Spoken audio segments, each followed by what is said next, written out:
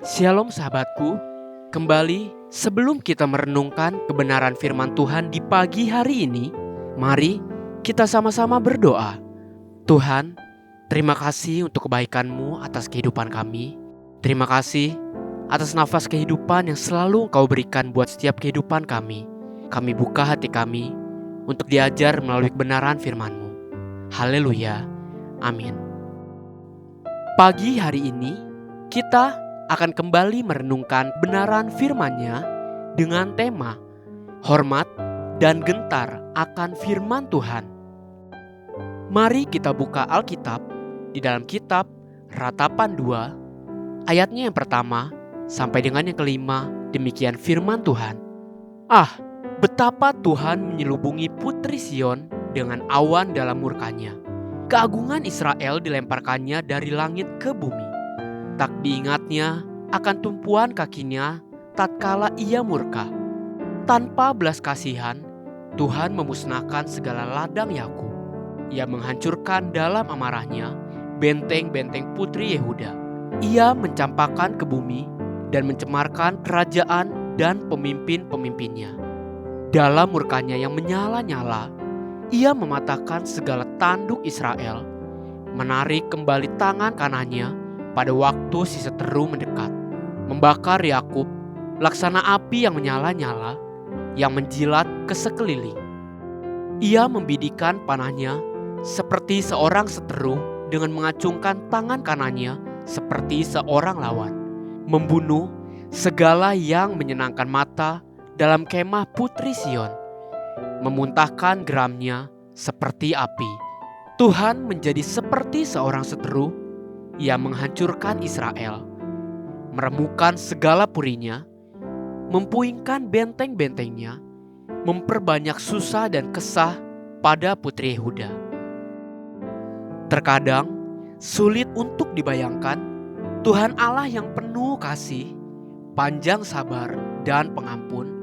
Namun Dia juga Allah yang dapat menumpahkan murka dan amarahnya seperti yang dilukiskan oleh kitab Ratapan tadi.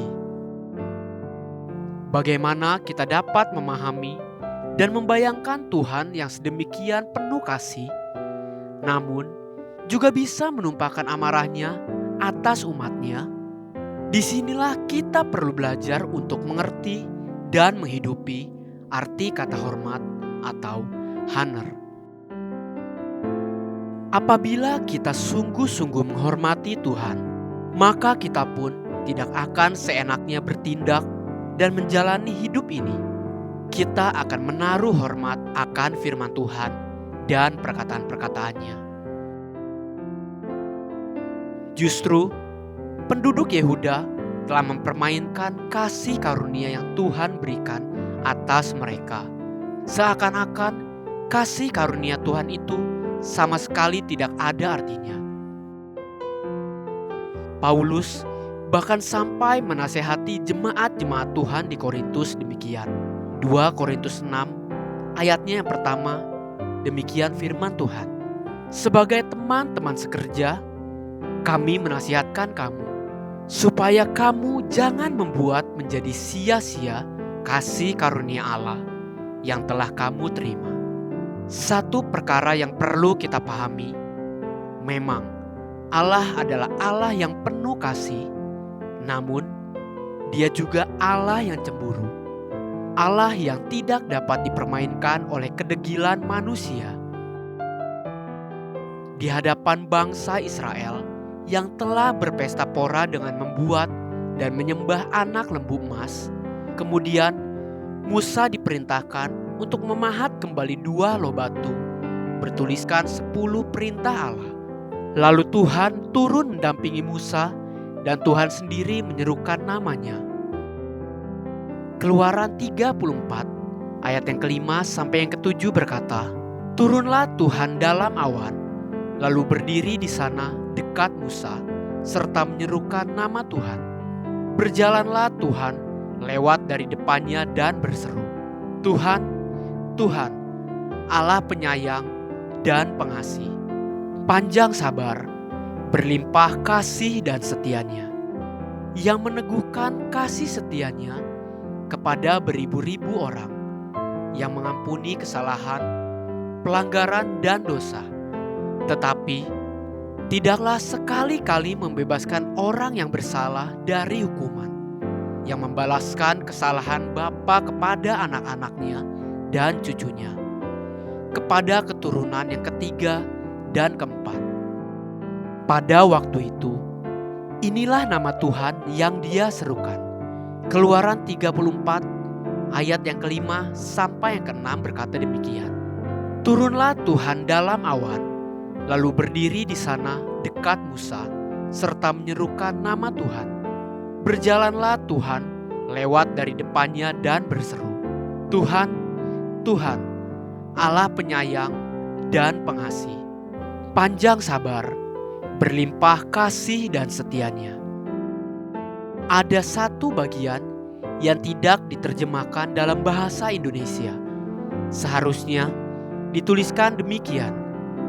Exodus chapter 34 verse 6.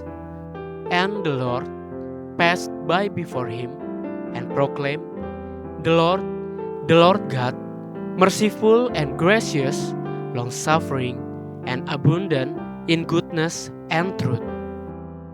Jadi, seharusnya diterjemahkan, Dia bukan hanya Allah yang berlimpah dalam kasih-Nya dan setia-Nya, tapi juga dalam kebenaran.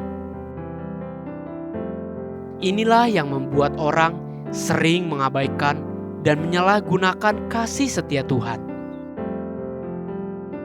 Belajarlah hidup dengan penuh rasa hormat dan takut akan Tuhan, maka kita akan selalu aman di dalam perlindungannya. Haleluya. Sahabatku, mari kita sama-sama berdoa. Tuhan, terima kasih untuk kebenaran firman-Mu yang selalu mengajar dan mengingatkan setiap kami. Terus tuntun setiap kehidupan kami, agar setiap kehidupan kami semakin serupa dengan Engkau. Amin. Jesus loves you, and so do I.